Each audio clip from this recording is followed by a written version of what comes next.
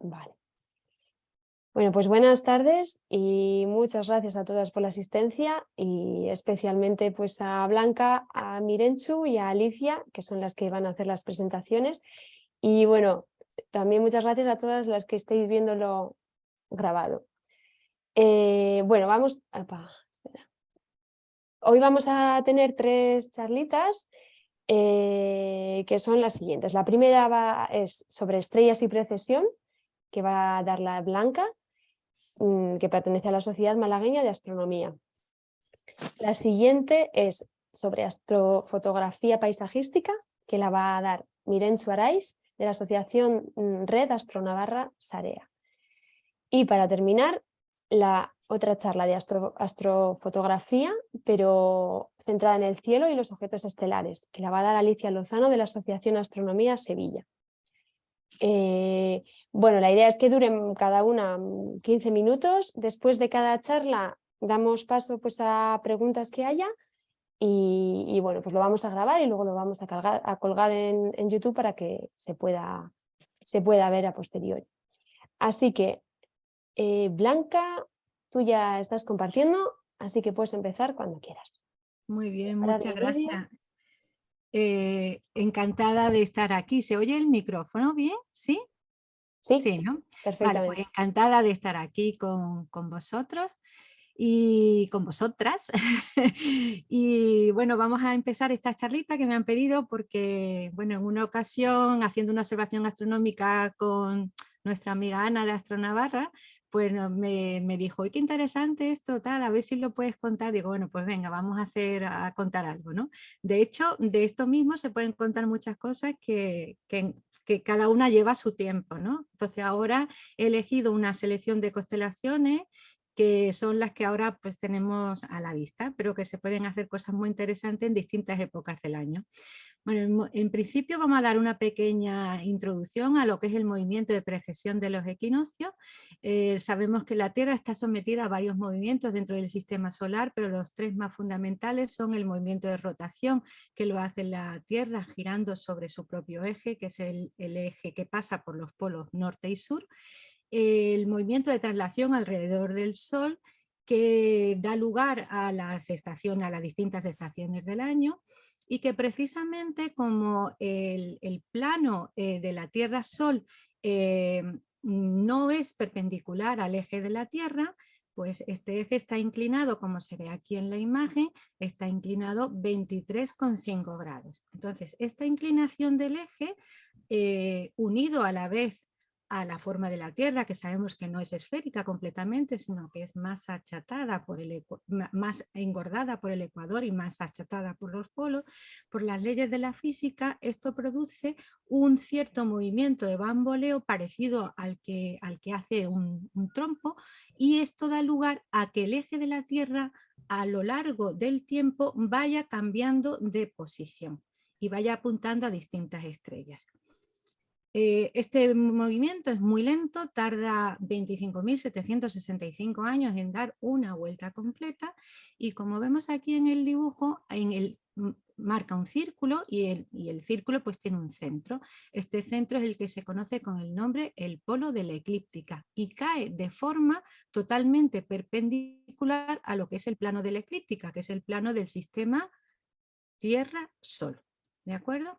Actualmente el eje de la Tierra apunta a la estrella polar, pero la estrella polar la llamamos así porque es la que tenemos ahora en el polo, pero en realidad hemos tenido muy diferentes estrellas polares a lo largo de los últimos 25.000 años.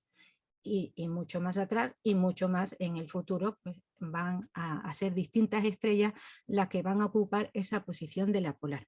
Aquí vemos un gráfico en el cual tenemos en el centro lo que hemos llamado el polo de la eclíptica, ¿vale? Esto es lo que caería perpendicularmente al plano del sistema Tierra-Sol.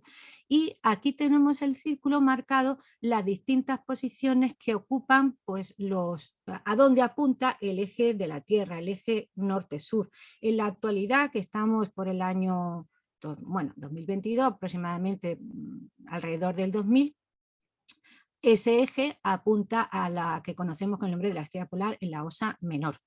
¿vale? Entonces hemos identificado ese momento con lo que simboliza a nuestra civilización actual, que yo diría que es un móvil, ¿no?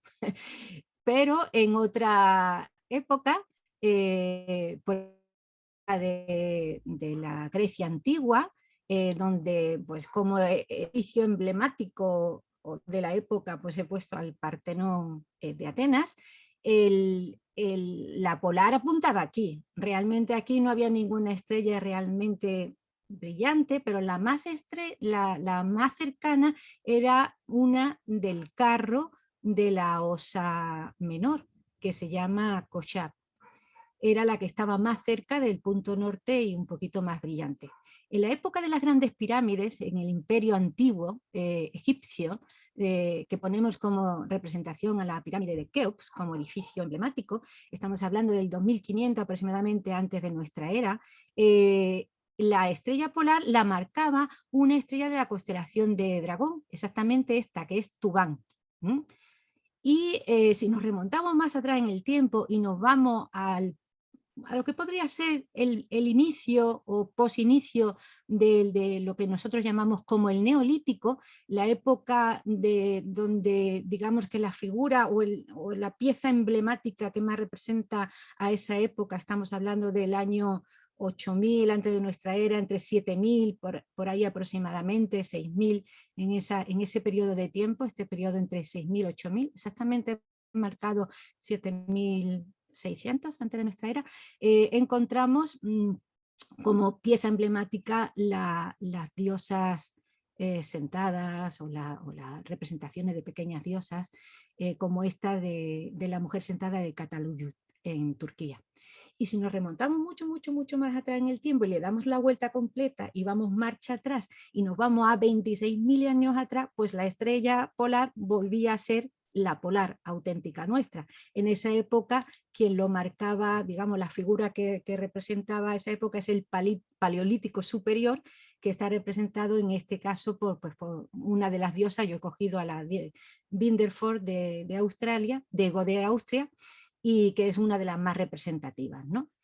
Esto hay que tenerlo en cuenta porque a veces en las observaciones públicas hablamos de las constelaciones y hablamos de las constelaciones, normalmente, claro, las que nosotros tenemos son el legado griego, pero también se hacen referencia a constelaciones chinas o a constelaciones egipcias, babilónicas. Entonces hay que tener en cuenta que cuando hacemos referencia a ese tipo de constelaciones hay que tener en cuenta cuál era el polo norte de la época de lo que estamos hablando. Entonces es importante el saber y el tener presente este movimiento de precesión de los equinoccios para hablar de otras constelaciones, de otras civilizaciones más antiguas.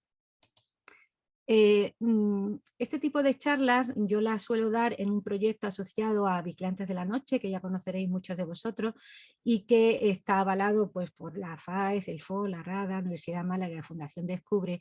Y en este proyecto, que como sabéis, un proyecto para medir la contaminación lumínica, un proyecto de ciencia ciudadana con la colaboración de la ciudadanía, pues a través de una aplicación para móvil se puede calcular cómo de oscuro está el cielo en cualquier lugar de la Tierra, y también hacemos en el proyecto una acción divulgativa, es decir, lo que hacemos es en las constelaciones que tenemos justo en el CENI, que es donde hay que hacer la medida, van variando conforme pasan los meses y entonces aproximadamente cada cierto tiempo se hace una charla alusiva a las constelaciones que tenemos en nuestro norte. Perdón, en nuestro cenit. Y, por ejemplo, pues el fin de semana pasado, al anochecer, las constelaciones que nos aparecen en el cielo, en la que se conoce con el nombre del triángulo del verano, ¿vale? Y sobre esas constelaciones habría que hacer la medida.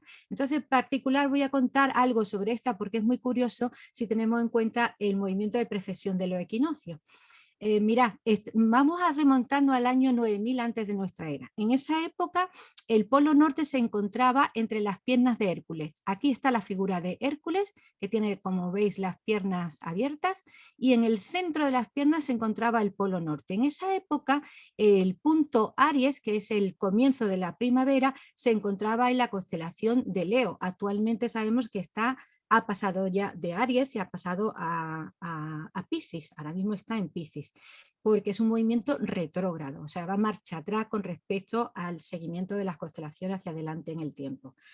Y esto estamos hablando del año 9000 antes de nuestra era. En el año 7600 antes de nuestra era, el Polo Norte estaba ya situado en la rodilla de Hércules. Y esto es interesante. Hércules es conocido con ese nombre por los romanos. Los griegos lo llamaban Heracles, pero el nombre de Heracles fue puesto por Eratóstenes. Anteriormente esta constelación era conocida con el nombre de Engonasin, que significa el arrodillado, ¿vale? Y justamente nos encontramos que en una cierta época de nuestra civilización, el Polo Norte se encontraba justo en la rodilla del arrodillado. Esto es bastante interesante. Y cuando estaba aquí, el punto Aries ya había pasado de la constelación de Leo a la constelación de Cáncer. Y curiosamente sabemos que el primer trabajo de Hércules era matar al león de Nemea. Y de alguna manera es como ha muerto el león, ya el sol, el equinoccio no está en esa constelación y ha pasado ya a la siguiente, ¿vale? Se puede hacer referencia a eso. Y el triángulo del verano, que está formado pues, por las estrellas más brillantes de la constelación del Cisne, de la Lira y del Águila, que sabemos que son aves. El cisne es un ave, el águila, y la lira, que sabemos que es un instrumento musical, pero que fue llevada al cielo por un águila. En muchas representaciones de carta antigua nos encontramos al instrumento de la lira, pero detrás la soporta un águila, que es la que la va llevando. En definitiva, yo lo que vengo a decir es que esto representa realmente a 3 pájaros. Y vemos que Hércules está boca abajo. Esto también es curioso. ¿Por qué Hércules? Un héroe tan importante como Hércules, que prácticamente todas las constelaciones que hay en el cielo visible tienen alguna relación de alguna manera con Hércules. ¿Cómo es posible que este personaje tan importante esté boca abajo? Eso no cabe en cabeza humana. ¿Cómo es posible? Bueno, pues aquí hay una cierta explicación que es la que yo quiero dar con respecto al movimiento de precesión de los equinoccios. Además vemos que Hércules está pisando la cabeza del dragón. Bueno, vamos a ver qué tal sale esto. El quinto trabajo de Hércules justamente era expulsar a las aves del estínfaro.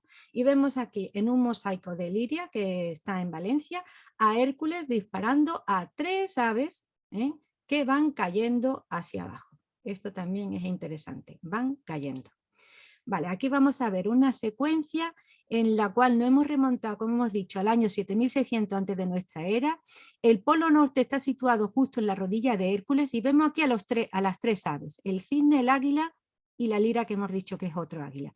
Vamos a darle un poquito de movimiento y vamos a ver conforme pasa la noche cómo esas aves van girando en torno al Polo Norte, es decir, son constelaciones circumpolares en esa época, y como Hércules no está boca abajo, sino que Hércules adopta exactamente todas las posturas, porque está justo en el centro del universo visible.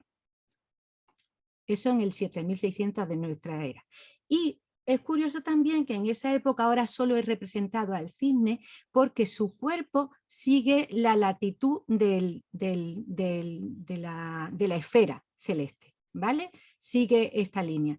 Podría significar incluso hasta un reloj mismo, ¿no? Porque perfectamente el cuerpo del cisne nos puede determinar tanto la hora como la época del año. Entonces voy a dejarlo correr en esta misma posición a lo largo de los años y vais a ver cómo Hércules, debido al movimiento de precesión, perdón, cómo el cisne, debido al movimiento de precesión de los equinoccios, va doblando su cuerpo y va cayendo, va cayendo. Entonces, aquí abajo vemos las épocas, estoy ahora mismo en el 7000 antes de nuestra era, lo voy a dejar caer en 6000, 5000, 4000, 3000, antes de nuestra era, 2000, vais viendo cómo se va volcando el cisne, el 1000, el año 1, el año 1000 y en la actualidad el año 2000, que ya está muy volcado con respecto a su posición original, que era circumpolar alrededor de la rodilla de Hércules. ¿Vale? En el año 5000, estas 3 aves, al no estar ya el polo norte en la rodilla de Hércules, estas aves aparecen por el noreste y se meten por el noroeste. Es decir, de alguna manera las aves han dejado de ser circumpolares y pasan de largo.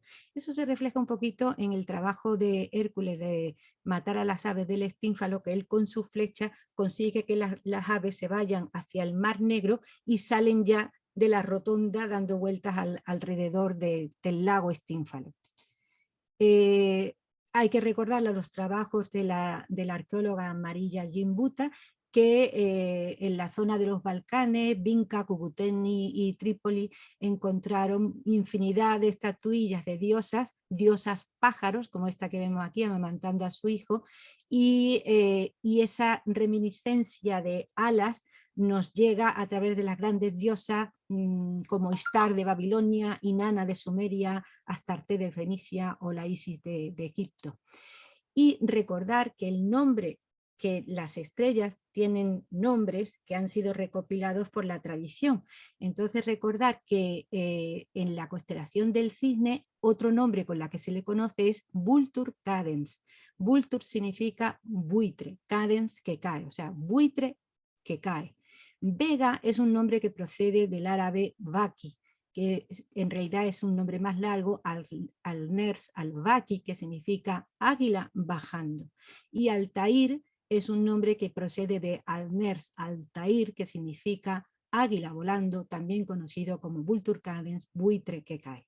Así que de alguna manera la referencia de estas tres aves que anteriormente eran circumpolares, en un momento determinado de la vida, del proceso de nuestra civilización, han ido cayendo, y eso lo vemos reflejado en el nombre de estas estrellas.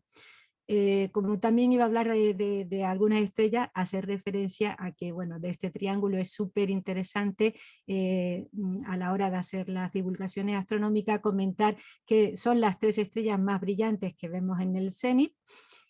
Pero Vega está a 25 años luz, Altair a 17 años luz y Deneb a 1410 años luz, ¿no? Que es enorme la distancia, y eso es debido a que es enorme la estrella.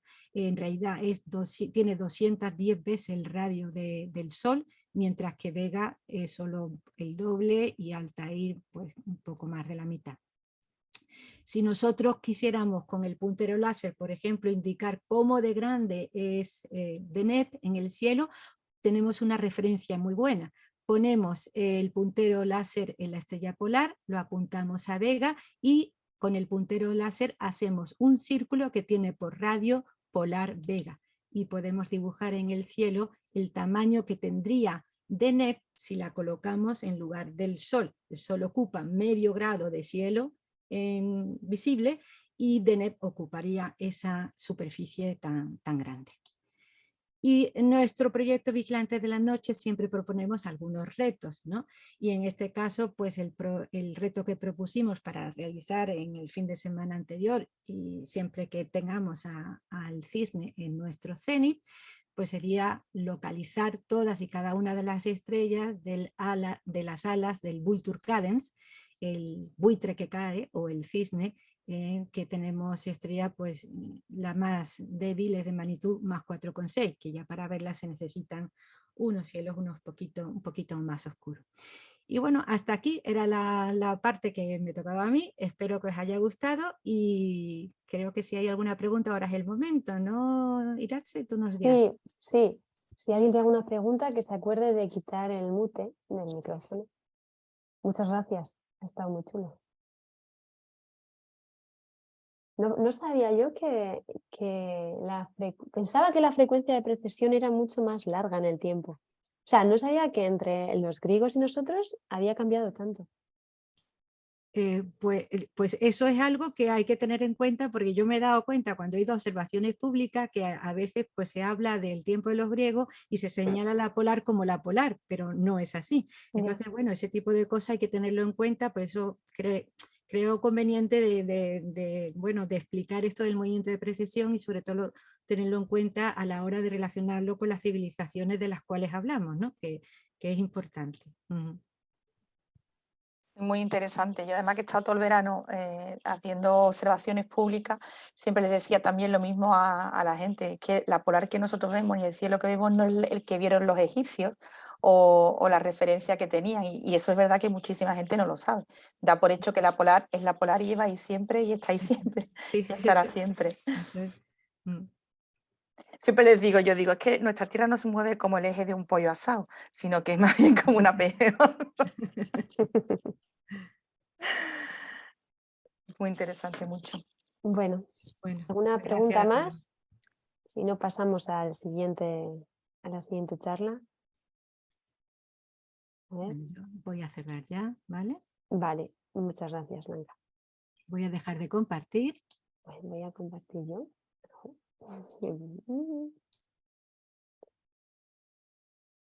Esto era lo que yo había preparado. A ver. Vale, vamos a pasar ahora a la charla de Mirenchu sobre astrofotografía paisajística. Entonces, Mirenchu, cuando quieras, dale a compartir. Vosotras, ¿sí? Y veis, un tipo de cosas, la primera vez que me pongo para aquí, pero me gusta. Yo voy a compartir un poco hasta donde sé, a ver, hago fotografía de paisaje sencillito, sin grandes, una parte, con medios sencillos, y lo que quiere transmitir es un poco, pues, poder trasladar que con poca cosa se pueden llegar a hacer cosas, ¿no? De la cosa no hago objetos ni cosas de estas que luego con Alicia veremos genialidades seguro. Pero bueno, os presento. Les voy a compartir esto. ¿Se ve? ¿Se ve, Sí, verdad? sí, sí, se ve bien. Venga. Pues lo que os decía, para mí, o sea, si sepáis, lo más sencillo es que se pueden hacer fotos de la manera más sencilla. Necesitamos una cámara de fotos, un disparador o no, que no siempre hace falta, y un trípode, porque normalmente con fotos de noche, pues como tenemos bastante tiempo de exposición para que las fotos no nos hagan movidas, ¿no? Pero bueno, sí que es verdad que con el tema de fotografía, pues sí que tenemos como unos conceptos un poco básicos, porque si una vez que controlas un poquito los términos más sencillos, pero técnicos, luego puedes crear y hacer otras cosas diferentes, ¿no? Entonces, hay un símil, me parecía que podía ser útil con un grifo, ¿no? Que lo que venía a ser la velocidad de obturación de la cámara de fotos es como la velocidad con la que abres el grifo o no abres el grifo, el diafragma, el diámetro que tiene la boca de donde sale el agua, y el cubo pues sería liso. Yo liso, a mí me lo explicaron una vez, me parece muy curioso, muy bonito. Imaginaros que tenéis un enanito dentro de la cámara de fotos, ¿no? Un enanito con un pincel muy finito. Entonces, si pinta muy finito, con un ISO muy pequeñito, hará una foto de una imagen con mucha precisión. Pero si pinta brochazos gordos, pintará muy rápido, pero pintará cosas muy gordas. Lo explico ahora esto con imágenes. A ver, un poquito conceptos lo que son básicos, ¿eh? La velocidad de obturación, pues fijaros, si tenemos una velocidad muy rápida, congelamos el movimiento, que es la cascada, la imagen de la izquierda. En cambio, si es una velocidad muy lenta, pues captaremos muchas cosas que están pasando en la imagen, con lo cual nos saldrá como borroso. ¿Esto en fotografía nocturna? A ver, con fotografía nocturna podemos permitirnos tener bastante tiempo de exposición, pues por ejemplo incluso hasta 30 segundos, porque aunque, pues a ver, te voy a decir, las estrellas se mueven, no nos vemos nosotros, las estrellas nos pueden salir en movimiento, ¿verdad? Pero bueno, fijaros, estas fotos con 10, con 15 segundos, podemos tener un tiempo lento y aún y todo nos saldrían con bien de definición. A nivel de diafragma, en fotografía paisajística, yo lo que lo uso esto, mirad, si cogéis un diafragma amplio, un muy pequeñito, un F5, pero como veis aquí en el dibujo, pues entra mucha luz, vais a conseguir, por ejemplo, que el sol se haga redondo. Pero sin embargo, cogéis un diafragma chiquitito, como la foto de aquí abajo, ¿no? Que sale pues, con un 18, os van a salir fotos con los soles como estrellados. Entonces, es una manera de poder jugar con una cosa con otra. Los diafragmas amplios se pueden usar sobre todo en macrofotografía, como la foto de abajo, porque te sacan un primer plano muy bonito y el fondo te lo distorsiona, ¿no? Te lo difumina, quiero decir. Entonces es de profundidad. Pero en tema de paisaje, yo sobre todo uso más que el tema del sol. Bueno, o si quieres que te salga el fondo más o menos enfocado también, ¿no? Bueno. Y luego lo que te decía de los enanitos que tenemos ahí dentro de la cámara, ¿no? Pues imaginaros una ISO 100 y sale mucha definición. Y con el 3200, pues va a brochazos. ¿Qué pasa? Que cuando tenemos poca luz, solemos coger unos ISOs altos, pues porque queremos captar la poca luz que hay pronto, ¿no? Fijaros, en esta imagen, esta la saqué a 3200 ISO, que más bien tenemos el enanito haciendo fotos gordas, pero, o sea, brochazos gordos, pero bueno, aún lo soporta. Si son imágenes que no vais a hacer ampliaciones muy grandes, puede ser suficiente. Y así os apañan, ¿vale? El enfoque, esto es un mundazo, porque claro, de noche no se ve nada. Yo lo habré enfocado, esto es un, bueno. Yo lo suelo hacer con el enfoque de Live View. Esto es la pantalla que tenemos la toma de foto detrás. Pues enfocar desde ahí. Buscas un punto de luz, de ahí alguna farola lejos, o algún punto de alguna población, o si no a nivel de estrellas, pues por ejemplo Júpiter, que es como brillante, y si lo pilláis, pues lo cogéis ahí de foco, enfocáis ahí, bueno, con enfoque manual, claro, porque si no, la cámara automática os va a volver loca. Y bueno, ahí ya lo podríais pillar. Luego está la técnica de la hiperfocal, pero esto ya es como, bueno, tienes que buscar el número, a qué distancia tengo que enfocar según qué diafragma tenga y qué focal para que me salga enfocado el fondo y algún otro foco que tenga igual delante que también quiero que salga enfocado. Esto lo encontréis con cualquier aplicación como Photopills. Bueno.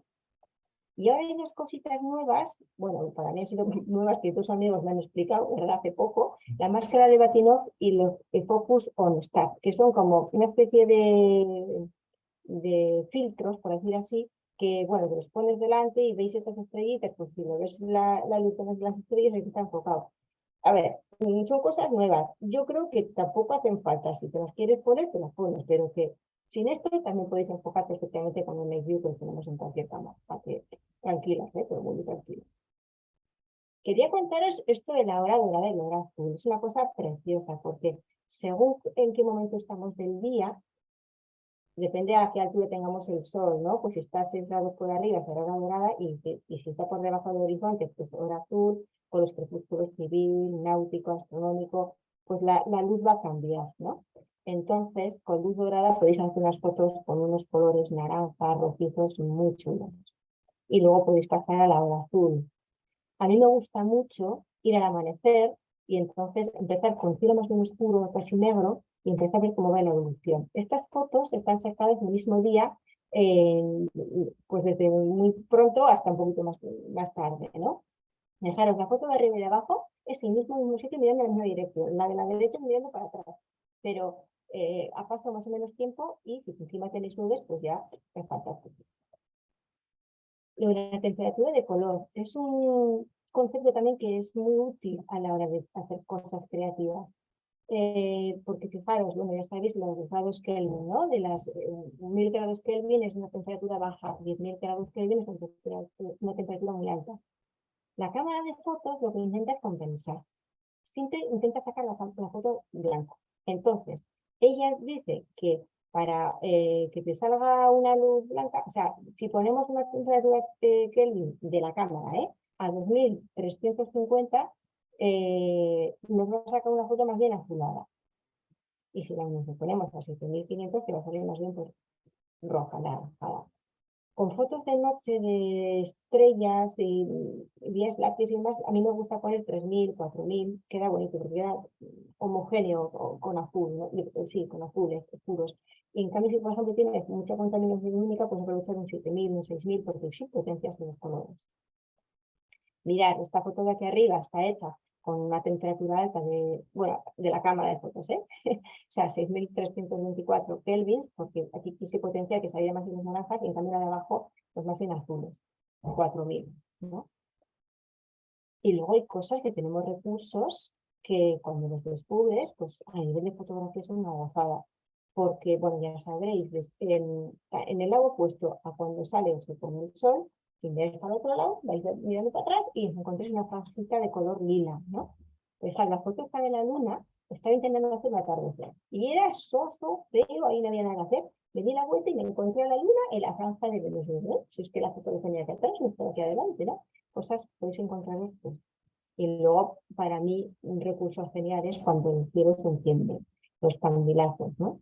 Hay aplicaciones de móviles que te pueden ayudar con la probabilidad que puedes tener de más o menos un candilazo, y para mí es que es como un festival del color, porque pues se te enciende y va cambiando según va pasando el tiempo, es muy bonito, ¿no? Otro recurso que tenemos es el tema de la contaminación lumínica. La contaminación lumínica que, bueno, que es un rollo porque no nos deja ver el cielo, pero fijaros aquí como de casualidad, de alguna manera, así va y me sale una campana de luz, ¿no? Esto es Pamplona. Pues, ¿cómo se llega a ver?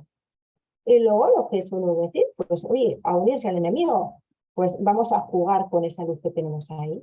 La foto de la izquierda me gustaba porque era como un recorrido, como si fuera una flecha de luz de la población para que nos llegue a la luz final, ¿no? Y luego la de abajo, fijar, si tenéis nubes y tenéis contaminación lumínica, es que van a hacer de pantalla.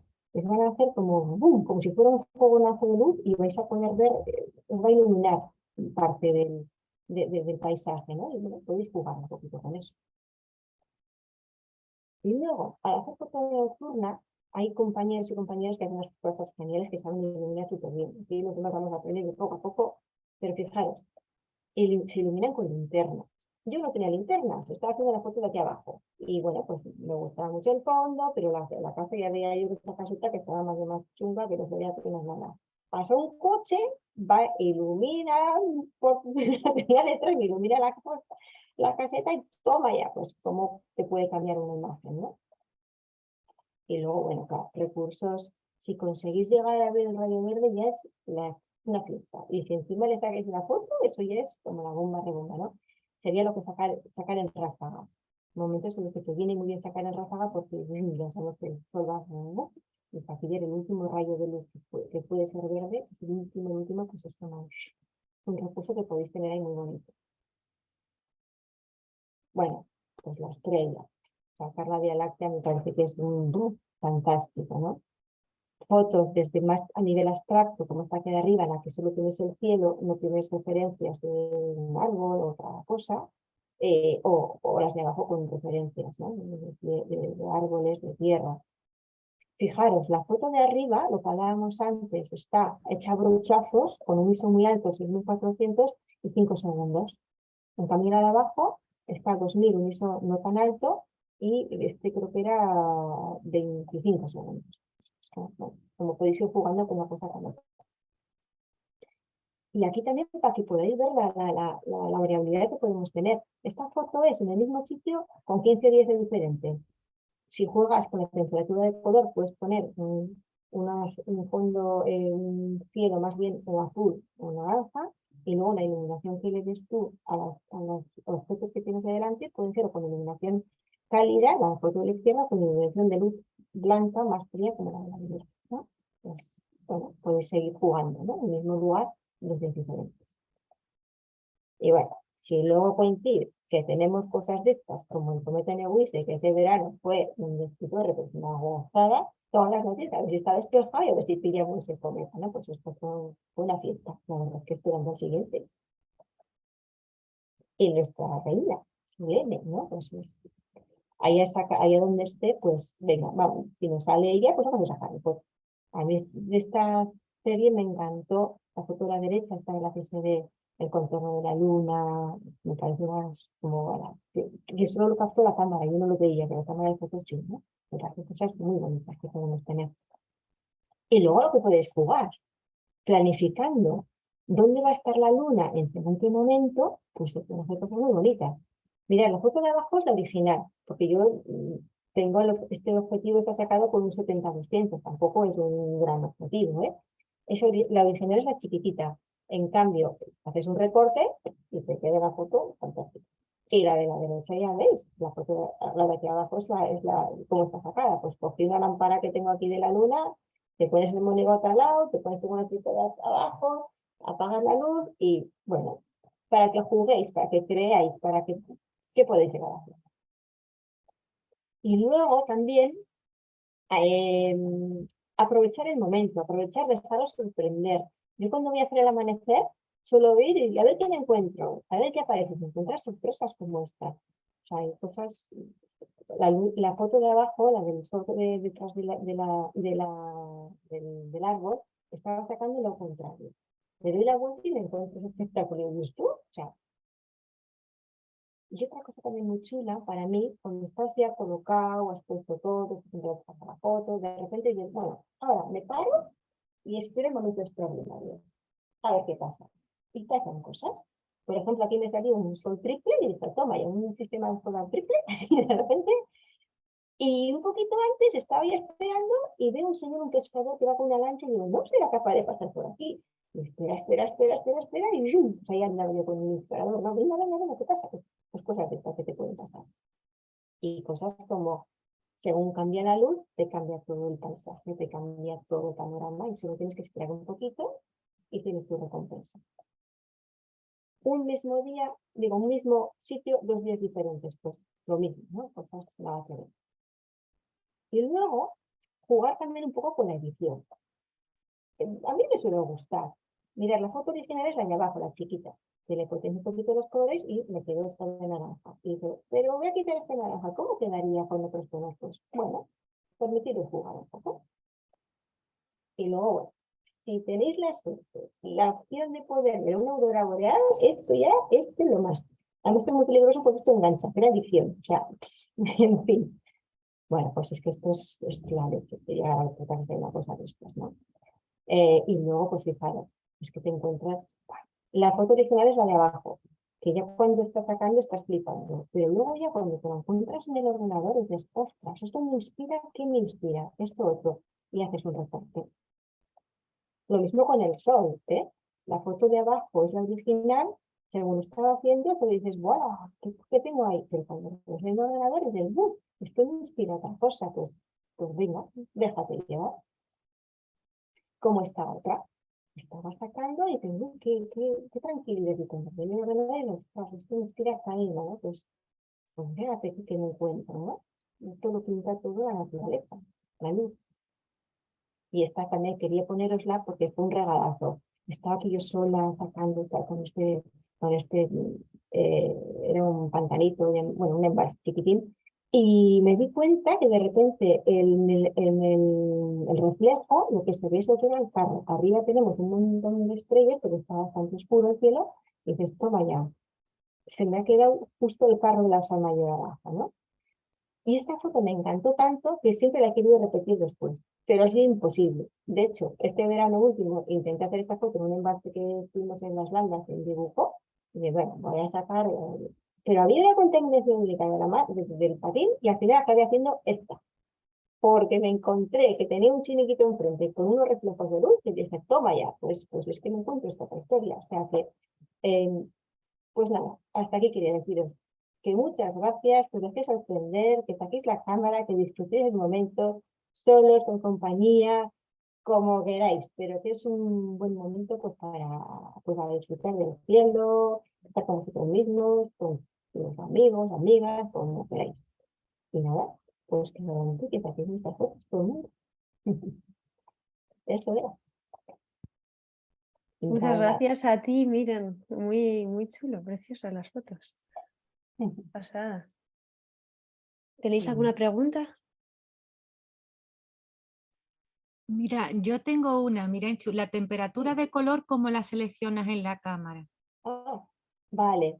Suele tener un número que es una K que pone temperatura del color y puedes elegir tú con la ruleta, vas cambiando la numeración. O si no, hay modos automáticos. Espérate que te la busque. En modos automáticos,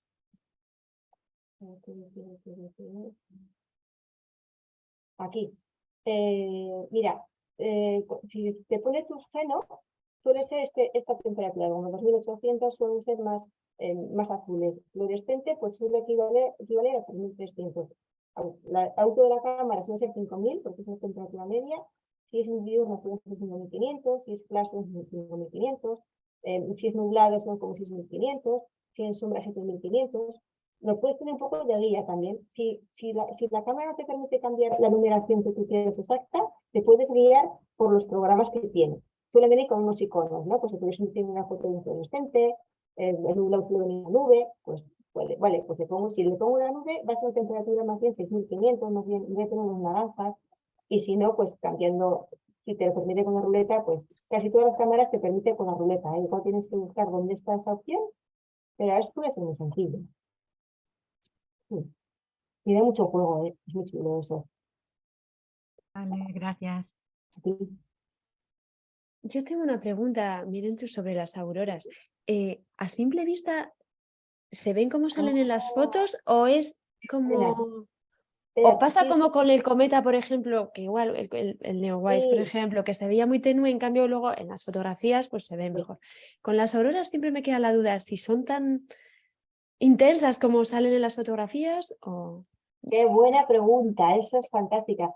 Pues no, aquí veríamos blanca. No, Verde, pero no vea la cámara de fotos. no. Sí, en este caso, pues ahora no me acuerdo. Yo creo que eran, no sé si es hasta, igual me equivoco, hasta 9, por ejemplo, en máxima intensidad. Y si era hasta 9, aquí lo estábamos viendo como un 2 o entonces llegamos a un 3. Si la intensidad de la aurora es de un 8 o un 9, la veríamos con los ojos verdes seguro. Bueno, verde si excita los como es, a los átomos de oxígeno. Si excita los de hidrógeno, creo que se ve como azul o, bueno, va cambiando, pero normalmente suelen ver verde. Pero no siempre vas a ver las verdes. La cámara sí, porque claro, fíjate, esta foto está sacada a 8 segundos. Entonces tienes 8 segundos que está Claro. el disparador abierto, está entrando luz, y entonces te capta mucha más y te capta la verde. Sí, pues es muy buena pregunta. ¿Y De hecho, te puede pasar que te decepcione al verla al natural o ya eso depende de la intensidad de la aurora? en nuestro caso, tenemos tantas ganas de verla que flipamos Ya, con las blancas. vale. Ojo, si es que yo veo una verde y ya pues nos notaríamos, ¿no? Mira, Pero yo tengo que decirte, Mirenchu, que tuve la suerte de la semana pasada estar en Islandia, que he estado allí 10 días, y de 10 días, 2 he podido ver auroras boreales. Y efectivamente la intensidad era 4, era buena, bueno, mediana dentro de lo normal, y se podía apreciar a simple vista un poco el tono verdoso, incluso azulado, un poquito, no mucho, un poquito. Luego, evidentemente, con la cámara sale mucho mejor y si procesas la imagen, pues resaltas todos los colores y tal. Pero sí es cierto lo que tú has dicho, aunque sea un poco débil y no pues tan impresionante como se ve en las imágenes, el verlo a simple vista, madre mía, qué subidón de adrenalina, vamos, aquello era impresionante, era pegar salto, abrazarte a todos los que tenía a tu alrededor y decir, Dios mío, ¿qué estoy viendo? ¿No? Además que ves cómo, claro, pues la estrella polar está muy encima de tu cenit y ves cómo todo irradia desde arriba y cae hacia abajo, ¿no? Los chorros, ¿no? Entonces, bueno, te ves como abducido casi, ¿no? O sea, una cosa tremenda. Qué maravilla. el baile, bailan y vas viendo, mira, ya cambia, es otra cosa, ya, es que es, Buah. qué adicción, ya digo. Qué Y envidia además estoy ya. se mueven rápido y te da tiempo a mucho juego, ¿no? De fotos Sí, es muy sí, sí. chulo. Son de Islandia también estas fotos, un viaje que hicimos en el 19 con unos amigos. Qué bien.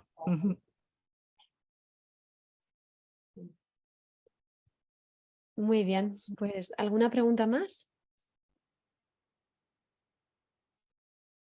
Vale, bueno, pues entonces pasamos a la última charla de Alicia. A ver, Alicia, cuando quieras dale a compartir. Voy. Es impresionante. Tengo además unos amigos ahora que están en Islandia y nos compartieron directamente las fotos desde el móvil. O sea, estaban ellos allí viéndolas, diciéndonos, mirad lo que estamos viendo desde el mismo móvil, o sea, y ya salían. Qué pasada, qué envidia, más mala. Bueno, pues nada, yo os voy a complicar un poquito más todo lo que es el proceso. Es verdad que sí te iba a comentar que yo no sé si tú has enfocado con Bahtinov, pero yo con Bahtinov con un objetivo no he sido capaz de enfocar. Yo lo he usado para el telescopio, pero con el teleobjetivo son tan pequeñitas las estrellas que es que no veo las espicas de la Bahtinov. Entonces no me ha servido nunca de nada. Yo prefiero enfocar como tú haces directamente por el live view. Me acerco todo lo que puedo y juego un poquito con él hasta que me la veo lo más fina posible. porque la batinova en un teleobjetivo es muy complicado. Bueno, pues yo os voy a hablar un poquito, vamos a complicar un poquito, nos vamos a ir un poquito más hacia el lado oscuro y vamos a hablar un poquito de astrofotografía. Voy a hacer una especie de esquema, ¿no? Vamos a hablar un poquito de lo que son los fundamentos, la definición, qué equipo se usa, cómo se plantea la captura, con qué se hace la captura. Es un poquito distinto porque no tenemos el ojo mirando por un visor, sino que aquí ya tenemos que hacer uso de un aparato intermedio. Qué objetos podemos hacer y cómo se planifica una sesión de astrofotografía y después un poquito de la edición. Para empezar, lo primero que vamos a hacer es definirla, ¿no? Es una disciplina fotográfica donde el cielo y su objeto son los protagonistas. En la astrofotografía de paisaje tenemos el cielo como una parte más de la composición, pero en la astrofotografía el cielo es él en sí mismo lo que es la composición completa de la imagen. Es el arte de fotografiar estrellas, cúmulos, galaxias, nebulosas, pero claro, todos ellos son lo que es el objetivo principal de la imagen, no ya solamente una parte del cielo. Esto sería una fotografía de paisaje nocturno, que aunque tenemos cielo y tenemos una composición, tenemos también integrado el paisaje, y esto sería una astrofotografía, es la diferencia fundamental en la definición. ¿Qué características tenemos? Bueno, pues las características principales es la luz que nos llega. La luz de las estrellas y nebulosas es muy tenue, aunque nos parece que las estrellas las vemos a simple vista como puntos muy brillantes, pero en realidad la luz es muy suave. Entonces, ¿qué pasa? Que aunque son objetos enormemente grandes, están demasiado lejos, entonces nos llegan muy suave. Para eso necesitamos utilizar altos tiempos de exposición. Ya no nos basta con los segundos o las fracciones de segundo que podemos hacer en fotografía de paisaje, sino que necesitamos aumentar los tiempos. El principal problema es que la Tierra gira, lo que decía antes Mirencho. Nos movemos. Entonces, siempre digo, el cielo se mueve, bueno, nos movemos nosotros, pero para entendernos. ¿Qué pasa? Eso también es una consecuencia de los altos tiempos de exposición. Hay que contrarrestar el movimiento de la Tierra, porque si no, en el momento en que nosotros tenemos un trípode fijo con una cámara, nos saldrían rastros. Entonces, siempre tenemos que tener un motor que contrarreste nuestro movimiento. Y después también está en la parte añadida en el que todo también es derivado de los altos tiempos de exposición. Tienes la cámara abierta más tiempo, el sensor trabajando más tiempo, y eso genera más cantidad de ruido que puede haber en una imagen de fotografía de paisaje, porque se acumula temperatura en el sensor, se acumula ruido electrónico y ruidos térmicos que después eso los tenemos que eliminar de alguna manera, porque si no lo que nos están es contaminando la imagen. Para ello, normalmente se usan cámaras dedicadas, cámaras refrigeradas, y se hacen además tomas de calibración. Todo esto es siempre para intentar sacar lo más real de lo que estamos fotografiando. Aquí, por ejemplo, os pongo un ejemplo, ¿no? Aquí esta foto de la izquierda está realizada a 30 segundos. Es verdad que dependiendo de la focal que usemos, se nos van a empezar a mover las estrellas a más tiempo o menos. Hay fotos que a lo mejor con 30 segundos apenas se aprecian, hay fotos que con 15 segundos ya le vamos a ver movimiento, pero también eso influye en la focal. Y la de al lado es una foto de 300, son 5 minutos. Ahí ya se ve perfectamente cómo el cielo se mueve. Entonces, eso a lo mejor lo que para una fotografía de paisaje es un efecto muy bonito y es un efecto artístico, y que a mí por lo menos las circumpolares y los extraterrestres es una cosa que me encantan, pero claro, para una fotografía de cielo no, porque todas las estrellas que tengamos en el campo nos van a salir como cacahuetes o como churros alargados, y eso no es lo que buscamos. Otro efecto también muy importante en la fotografía, en la astrofotografía, y un componente fundamental es el apilado de imágenes. También está derivado de lo mismo. Tenemos elementos que emiten una luz que nos llega de forma muy difusa, muy débil. Entonces, lo que tenemos a la izquierda es una M31 que está con una sola toma de 240 segundos. Sin embargo, fijaros la diferencia en cuanto apilamos 48 tomas de 240 segundos. Ahí tenemos 3 horas y cuarto casi de exposición. Empiezas a ver los detalles, empiezas a ver el contraste de las estructuras, empiezas a ver los fondos de las nebulosas. Entonces, en astrofotografía es fundamental echarle mucho tiempo a las imágenes. ¿Qué hacemos para cambiar eso y para poder llevarlo a cabo? Pues de momento tenemos que cambiar el trípode fijo por un trípode, o sea, por una montura motorizada, por un trípode que se mueva y que contrarreste el movimiento del cielo. Normalmente también cambiamos la cámara. Se puede hacer astrofotografía con una reflex, por supuesto que sí, y yo lo he hecho durante un montón de tiempo. Pero es verdad que el sensor de la reflex se calienta demasiado y al final nos está metiendo muchísimo ruido en la imagen. Y entonces lo mejor es optar por una cámara dedicada, una cámara monocroma, una cámara color, que llevan una refrigeración, que mantienen el sensor a una temperatura constante y fría, por debajo de los 0 grados, y eso nos hace que las imágenes salgan muchísimo más limpias. Al utilizar además también cámaras monocromas, pues utilizamos también filtros para poder sacar longitudes de ondas distintas en las imágenes, pues si no tendríamos cámaras, o sea, imágenes solamente en blanco y negro. Esto es igual sea el tamaño que sea el telescopio, o sea, ahí a la izquierda tenéis al mío chiquitín, que es de 60 centímetros, pero si seguimos subiendo en tamaño, ese es de 30 centímetros, este de 50, el esquema es el mismo, o sea, el esquema, aunque este está colocado en un observatorio y fijo, pero al final el esquema es el mismo. Tú tienes una montura motorizada, tienes un tubo y tienes detrás unos filtros y una cámara. En realidad entonces lo que tenemos son distintas configuraciones. Por ejemplo, aquí tenemos distintas configuraciones de lo que es cámara, ruedas portafiltros y tubo guía. Ahora os hablaré de lo que es el tubo guía, pero si veis, no sé si veis si veis para atrás. Ahí, mi ratón. Aquí, por ejemplo, tenemos una guía que se hace, una guía fuera de eje que se llama, con una cámara pequeña, y aquí tenemos un guiado simplemente con un tubo guía sobre el telescopio. Igual que podemos aquí poner una cámara monocroma CCD o CMOS, podemos colocar una reflex, entonces no nos haría falta la rueda portafiltro, y si es una CMOS a color, pues tampoco nos haría falta, porque entonces podríamos sacar directamente la imagen con el color. Entonces, ¿qué es lo que necesitamos en fundamental? Pues sería una montura ecuatorial con motor de seguimiento. El motor es básico en astrofotografía, no tiene que ser una montura grande. Existen pequeñas monturas como la Star Adventure y no me acuerdo cómo se llaman las otras, que son pequeñas monturitas muy prácticas que se llevan en una mochila de fotografía, que las pones en estación en un momentito y te dan bastante juego, muchísimos juegos. No necesitas llevarte una montura de 15 o 20 kilos en el maletero del coche, puedes llevarte una pequeña montura pero siempre necesitas tener un motor de seguimiento.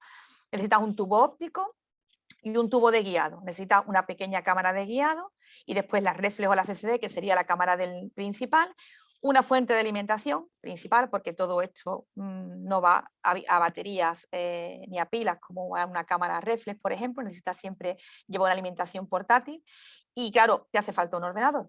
Es verdad, que ahora mismo hay sistemas como el uso de la ASI Air y el uso de tablet que te facilitan el no tener que llevarte un ordenador portátil. Después, si queréis, lo hablamos, pero para mí, sinceramente, ver la imagen en la pantalla de un portátil no tiene nada que ver con verla en la pantallita de una tablet, porque hay cosas que no aprecias en las pantallas. Entonces, pero bueno, es cuestión de querer complicarse un poquito más, un poquito menos la vida.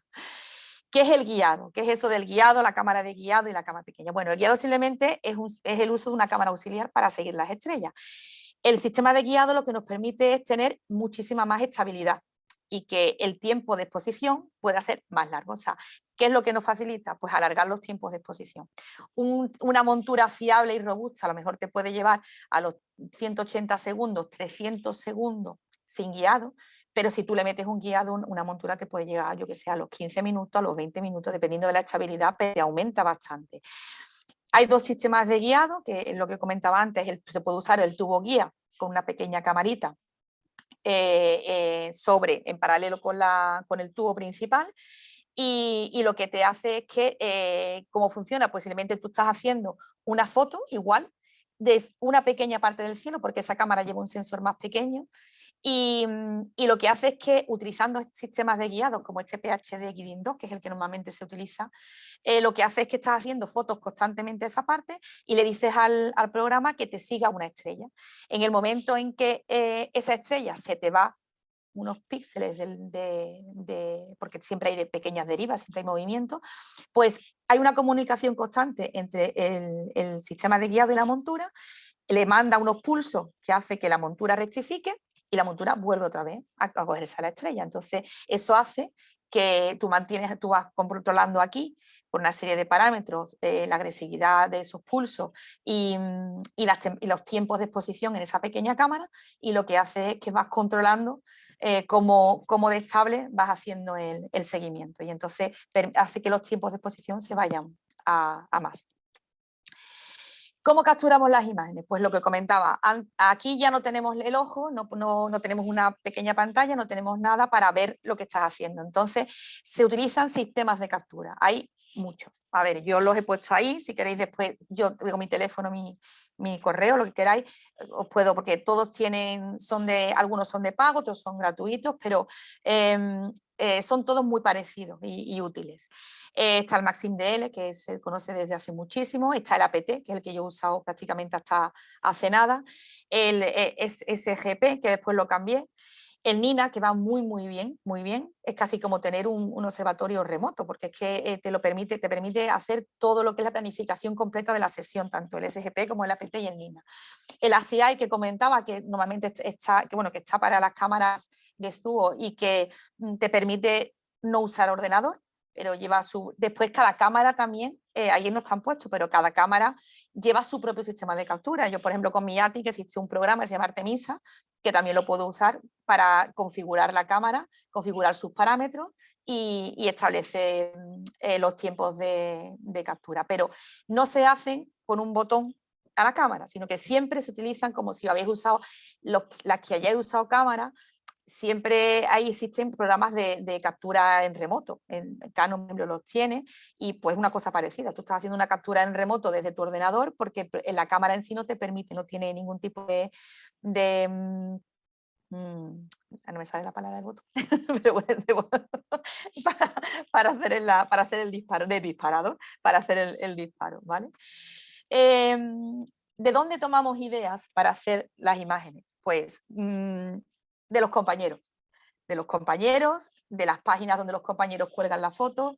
Es muy importante en este tipo de imágenes siempre colgar los datos de captura porque aprendes. En los datos de captura tú ves el equipo, ves el tiempo que ha utilizado esa persona en sacar imágenes con cada filtro, o el tiempo qué tipo de focal tiene, qué tipo de cámara tiene. Entonces tú ahí haces tus cálculos para ver su tamaño de sensor, tu tamaño de sensor, y comprobar si te entraría una cosa parecida. Astrobin es una fuente estupenda porque hay muy buena calidad. Están todos los datos de las capturas, de gente no solamente ya de conocida, sino a nivel internacional, y puedes coger ideas. Además, tú puedes poner en Astrobin tu modelo de cámara, por ejemplo, o tu modelo de tubo, y entonces te salen filtradas pues todas las imágenes que están colgadas con ese equipo, y entonces pues tú puedes tener una referencia. Te puedes ir haciéndote tu propio catálogo, quiero decir, tú puedes coger, no sabes qué fotografiar, bueno, pues te coges tu catálogo Messier y empiezas desde el 1 al 103, ahí tienes un montón. Son sencillos porque son objetos que son normalmente grandes y brillantes, y te puedes hacer tu pequeño catálogo y tener tu catálogo Messier, y de ahí ya puedes pasar al NGC, pasar al catálogo IC, a los cúmulos de Abel o a los Sharpless, que son precioso, y ya vas complicando la cosa, ¿no? Cuando ya te cansas de hacer los Messier, pues ya te vas complicando un poquito más la cosa, buscando cosas a lo mejor que no son tan fáciles de encontrar o no están tan fotografiadas. Planificar la sesión, esto es fundamental. Igual que planificar una sesión de fotografía, o sea, tú no te puedes ir a buscar rayos a una zona de tormenta donde te pueda caer un rayo encima, pues una cosa, ¿verdad? O si vas a buscar un atardecer, tienes que planificar, aunque tú muchas veces te sorprenda y te encuentres sorpresas, que siempre pasa en fotografía, pero esto es como planificar una noche de observación. Igual, hay que preparar, hay que hacer un trabajo de campo, hay que estudiar la visibilidad de tu objeto. Nosotros somos astrónomas, conocemos, o sea, no nos vamos a ir a fotografiar Orión en julio, pero tampoco nos podemos ir a fotografiar Orión a lo mejor en septiembre, aunque lo veamos, porque tienes que tener una altura mínima. O sea, lo mejor es fotografiar objetos que estén pasando por el cenit, casi como con la observación. ¿Por qué? Pues porque tienes menos capas de atmósfera, porque vas a tener más cantidad de horas. Tienes que ver también, por ejemplo, controlar ese movimiento del objeto, porque si el objeto donde tú vas a fotografiar, de repente cuando llegue la mitad de la noche se te va a meter detrás de un árbol, tú no es un trípode y una cámara que te la llevas a otro sitio. Todo eso no lo puedes cambiar de sitio. Por lo tanto, tienes que aprender a estudiar y a conocer la zona en la que vas a trabajar y ver cómo se mueve tu objeto a lo largo de la noche. Pero eso es prácticamente igual que cuando se hace una planificación de observación visual. ¿Dónde planificar la sesión? Pues mira, hay muy buenos programas y buenas aplicaciones en las que tú puedes meter tus datos. Telescopios, por ejemplo, es una en la que tú te registras, tú tienes ahí datos de los objetos más frecuentes en la noche, de las fotos que han hecho compañeros alrededor. En esa época tú puedes meter ahí los datos de tu cámara, los datos de tu tubo, le metes los datos, porque normalmente las cámaras ya están casi todas en catálogos donde no hace falta casi ni que busques los parámetros de tu cámara, metes el modelo y ya te sale. Entonces te permite hacer una previsualización. Tú pones aquí el tamaño de tu sensor y la focal, y te permite saber si cuando vayas a fotografiando te vas a encontrar con el bulbo o te vas a encontrar con la mitad. Y entonces de ahí pues vas a saber si tienes que planificar un mosaico, o si te vale con una sola foto, o si te vale o si tienes que hacer más, o es una galaxia tan chiquitita en tu sensor que no merece la pena, porque tienes que saber también lo que puedes hacer y lo que no. Sky.esa también.it es una carta celeste que te permite también hacer muchos cambios con distintos filtros, tiene unas bandas enormes de filtros en las que puedes llegar hasta, creo que son ondas de radio, infrarrojo, por si utilizas también otro tipo de filtros a la hora de hacer, por saber cómo quedaría, y directamente en cada programa de captura, o sea, tanto Nina como SGP, como ATP, tengo un problema con ese nombre, bueno, te permiten con los datos de tu cámara y los datos de tu equipo, tener una previsualización. De hecho, Nina, por ejemplo, te lo importa todo. Tú solamente tú buscas el objeto, le metes tus datos y te sale ya directamente en una pantalla. Si necesitas un mosaico con 2, con 4, te lo organiza. Tú puedes elegir cuánto necesitas en un mosaico, superponer cada foto para que después puedas hacer la unión bien, y te lo da prácticamente todo hecho. Solo es trabajar con los programas y trastear los programas, ¿vale? La edición. Bueno, la edición también puedes editar con muchísimas cosas. Yo trabajo con PixInsight porque además desde hace ya varios meses trabajo directamente con PixInsight, soy parte del equipo y además que es el mejor programa de edición que existe para astrofotografía. Deciros que hay una versión gratuita que tiene 45 días, que si no te da tiempo porque te coge mal tiempo o no puedes salir, escribes y te alargan la versión de prueba, o sea que es un programa que pagas una vez y ya te olvidas, y tiene muchísimas funciones, no solamente incluso a la hora de editar, sino también a la hora de programar. Puedes programar y comprobar qué tiempo necesita cada filtro, por ejemplo, dependiendo del fondo del cielo, puedes ver cuánto necesitas de cada imagen para un mosaico para que te cuadren bien. Es muy versátil. ¿Qué es lo principal? Por lo menos para mí, interpretar para comunicar la veracidad, quiero decir. Me pasa igual que con la fotografía. Yo no soy capaz de cambiar una Vía Láctea de su sitio. Quiero decir, si yo voy a un paisaje y me encuentro unos cables, a lo mejor puedo eliminar los cables o eliminar una farola, pero yo no voy a mover la Vía Láctea 300 metros para allá pues porque no me cuadraba con la torre. Yo no trabajo así, no soy capaz, y es que es algo que no soporto. Entonces, lo principal también con el cielo es que nosotros no vemos lo que estamos fotografiando. La mitad de las veces no lo vemos hasta que no hemos añadido 4 horas de exposición y las hemos juntado, porque en las imágenes únicas hay nebulosas que ni siquiera se ven. Solamente tú puedes ver las estrellas principales y esperar que después cuando hagas la unión te salgan en nebulosa. Entonces hay que informarse bien de lo que estás fotografiando, de qué es lo que hay realmente ahí, qué es lo que hay en el cielo, qué es lo que estás fotografiando, qué tipo de emisión tiene esa nebulosa o qué tipo de absorción, para que sea lo más fidedigno posible. No hablo ya del color y ni ese tipo de cosas, hablo de que no te inventes nebulosas, ni te inventes estrellas, ni borres estrellas, que donde no están, cosas así, ¿no? Los pasos fundamentales a la hora de editar, bueno, pues así a modo general sería preprocesar. Hay que hacer un preprocesamiento porque no te traes una sola foto, sino que a lo mejor te trae 50 en una noche o te trae 70. Y además tienes que hacer siempre imágenes de calibración, porque si no, no puedes eliminar lo que no es imagen. Y entonces te lo vas a tener mezclado con los datos de la imagen. Y después, pues bueno, empezar a eliminar los gradientes, porque tenemos gradientes de la luna o gradientes de luces de la zona, o incluso gradientes de la misma cámara. Calibrar el color, perfilar las estructuras pequeñas, ajustar las estructuras grandes, tratar las estrellas, ajustar contraste, curvas. Lo he puesto un poco ahí para poner como una especie de guía, pero que la edición de fotografía también es una cosa como la edición de fotografía de paisaje, también va mucho de tu forma de trabajar y de tu forma de procesar.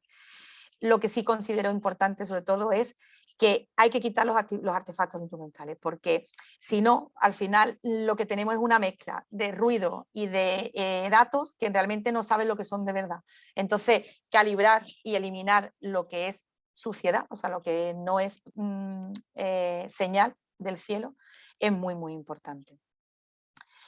Comentaros a todas que tenemos un grupo, y espérate que esto no sabía que lo había puesto yo así, que tenemos un grupo en las redes, que como la fotografía es algo, la astrofotografía es algo que parece que no es muy de chicas, que hay menos, que nos asustamos un poco con la técnica, que nos asustamos un poco con la parafernalia de todo lo que son los programas de edición, los programas de procesamiento, todo el cableado y todo ese tipo de cosas. Pues tenemos un proyecto hecho en redes sociales que se llama Astrofem, del que formamos parte Marichu y yo, que pertenecemos las dos a la FAI, bueno, Leonor Ana la conocéis seguro toda, y Mabel Angulo, que hace fotografía también de astrofotografía de paisaje, que es periodista de Canal Sur. Ahí tenéis nuestros datos en Facebook, en Twitter y en Instagram. En Facebook es un grupo privado, quiero decir que el de Twitter e Instagram es una página abierta donde compartimos y hablamos, pero en Facebook sí es un grupo privado con idea de que, bueno, hay chicas que les pasa que a lo mejor, verá, yo siempre he tenido muchísimo buen contacto con mis compañeros y muchísimas buenas relaciones a la hora de trabajar. Yo creo que como todas en astronomía, pero a lo mejor hay algunas que nos da un poco más de cosa preguntarle a un compañero por si dice, que esto me está preguntando, como cuando preguntas al profesor en clase, ¿no? Pues a lo mejor entre nosotras se nos hace un poco más sencillo. Entonces tuvimos esta iniciativa el año pasado y bueno, en el 20, ¿no? Y ahí estamos. Si queréis buscarnos o escribirnos, pues, o pedirnos acceso en internet, pues que nos podéis encontrar, ¿vale? Y bueno, me quedo con esta frase que me encanta del libro de Vicent Peris, que es un astrofotógrafo bastante reconocido, que considera que la estética de la astrofotografía está en el punto en el que la belleza se encuentra con la veracidad. La veracidad, pues por el hecho de no inventarnos lo que no hay. Y bueno, pues nada más. Hasta aquí no sé ni el tiempo porque no he controlado siquiera. Vamos, no sé si me he pasado, si no he llegado. Espero que no os haya aburrido demasiado. Muchísimas gracias. Muchas gracias, Alicia. Para nada, ha estado genial. A ver, Esto exige muchas horas, ¿verdad? O sea, la sensación que da es que claro, hay mucha dedicación detrás. la fotografía también. O sea, yo ahora mismo tengo de estas 2 últimas semanas cerca de 3000 fotos por editar. Pero son fotografías de paisaje, quiero decir, he estado haciendo fotos de nubes y he estado haciendo circumpolar, cada vez que yo dejo tirando la cámara al final son, yo qué sé, 800 o 900 fotos. Y como no me dio tiempo, pues las tengo ahí ahora mismo sin tocar. En el campo, cuando tú vas con el ordenador y con la montura, no te traes 1000 fotos, te traes 50 o 60, si te da una noche muy, muy buena.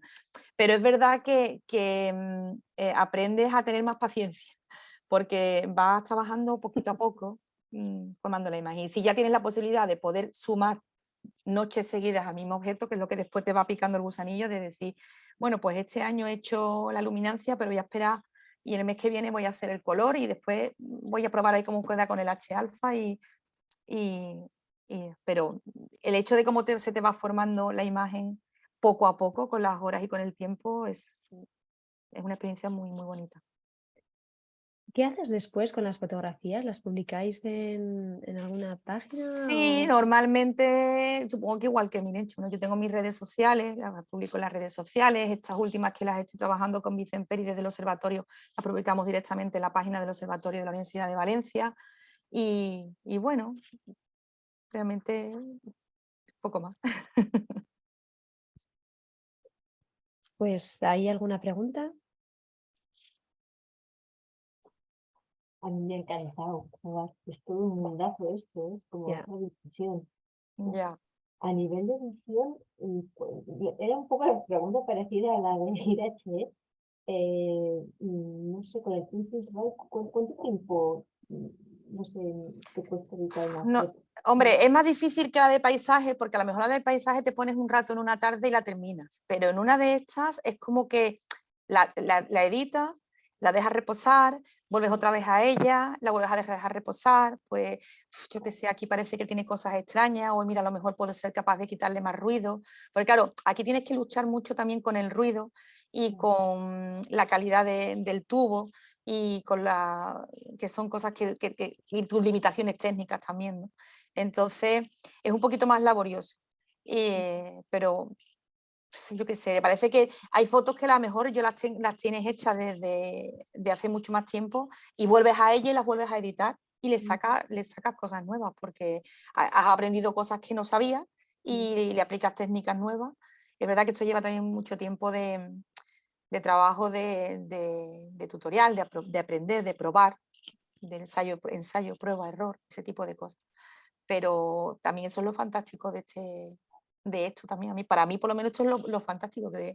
Y después lo que siempre digo, que además que eso a mí me encanta. O sea, el visual es precioso, ¿vale? Y tú vas al cielo, estás debajo del cielo, estás viendo las estrellas, ves.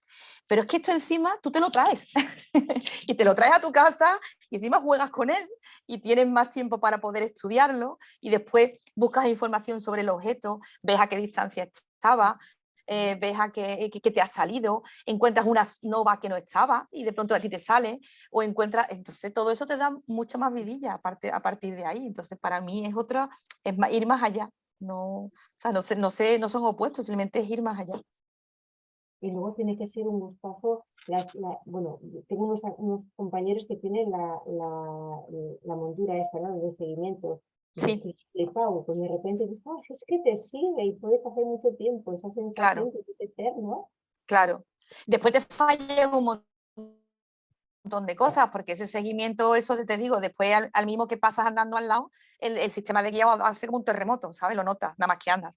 Y después las estrellas, a lo mejor, claro, tomas de 10 minutos, te pasa un coche, una porra. O de repente un compañero pasa el láser y a la porra, pero bueno, son cosas que tiene el directo, ¿no? No pasa nada. ¿El sistema de guiado es algo adicional a... Yo, por ejemplo, tengo una montura de GoTo, que la Sí. pones en estación y haces seguimiento, pero ¿ese sistema de guiado es algo adicional? ¿O es Claro, diferente? el sistema de guiado es otro tubo con otra cámara. O sea, es, por ejemplo, a ver si aquí, ¿no? ¿Ves? Es este pequeño tubo. Este tubo es de 600 milímetros, pues este es de 50 o de 60, no me acuerdo ahora. Este mini, bueno, este es un sistema distinto porque va directamente sobre el propio eje óptico. Este va en paralelo y este va sobre el propio eje óptico. Y utiliza, como si dijéramos, el mismo campo del cielo. Pero es una cámara aparte, es una cámara pequeñita, una 620, y por aquí igual, aquí no sé si se ve en esta, que no sé si la puedo quitar. Es otro, claro, la focal del guiado tiene que ir no me sale la palabra, dependiendo del tubo. Tú no puedes poner un tubo de 600, por ejemplo, yo cambié mi tubo, el de 600 a un 60, y yo no le, bueno, 355 para ir con la misma unidad, de 600 a 155 yo no le puedo poner este tubo, porque es que es más grande casi que el tubito. Entonces le compré uno chiquitito de 30 milímetros, entonces tiene que ir compensado. Pero es aparte, porque esta cámara no te va sacando imágenes que tú guardas, te va sacando exposiciones de un segundo o de medio segundo, cada lo que tú le vas marcando, ¿no? Pues mira, cada segundo quiero que me hagas una foto. Y lo que hace es que eliges una estrella, o ahora con el programa este nuevo eliges un multiestrella, y le dices, lo que le estás diciendo a la montura es, esas estrellas no las puedo perder ni medio píxel. En el momento en que se te va, porque tú la ves además que hay un pico de la estrella y la tiene enfocada, lo que le hace es que le manda una rectificación a la montura, va conectada con la montura, y la montura hace un pulso y se vuelve a colocar otra vez, y entonces mantiene el sitio siempre en esa estrella. O sea, que es Entonces, una corrección adicional, ¿no? Un exacto, ajuste claro. adicional. Ujú. Adicional, va con un programa aparte Sí, y sí. va aparte. Que sin guiado se pueden hacer fotos, a lo mejor dependiendo del aguante de tu montura. Mi montura hace fotos hasta los 5 minutos sin problema de guiado, algunas más robustas hasta 10. Pero claro, te alarga los tiempos de exposición bastante. Muy bien. ¿Alguna pregunta más?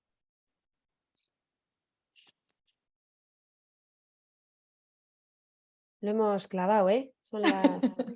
A 9, ¿eh? Bueno, un cuarto de hora más hemos hecho, sí. Pero bueno. Pues voy a parar la grabación. Vale. A ver.